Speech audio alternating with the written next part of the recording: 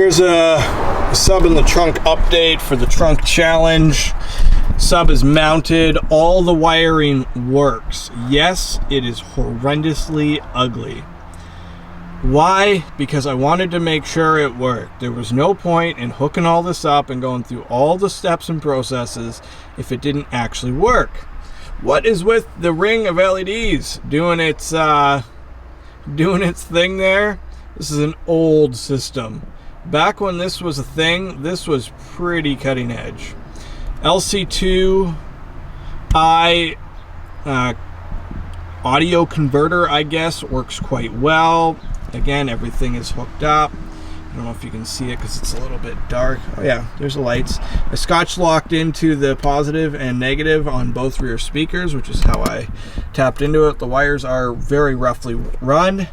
All of this wiring will end up underneath that rear box. So there will be a few holes through the box where the wiring will magically appear and be plugged in.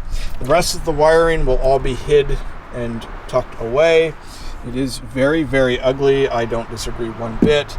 But I didn't want to get past the point of no return, spend more money, and just not be able to get a system working if it sounded like garbage. And to be honest, it actually sounds pretty fantastic. And I haven't finished sealing the box.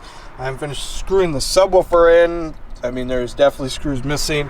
It is going to be a long-term project. I figure it'll take me another month, maybe a month and a half to get everything wrapped up, if not longer, depending on how crazy I go with the finishes. But I do want it to look nice. But as a experiment to see if I can get it working, it absolutely works. It absolutely sounds fantastic. So that's it. We are on to the next stages of the subwoofer.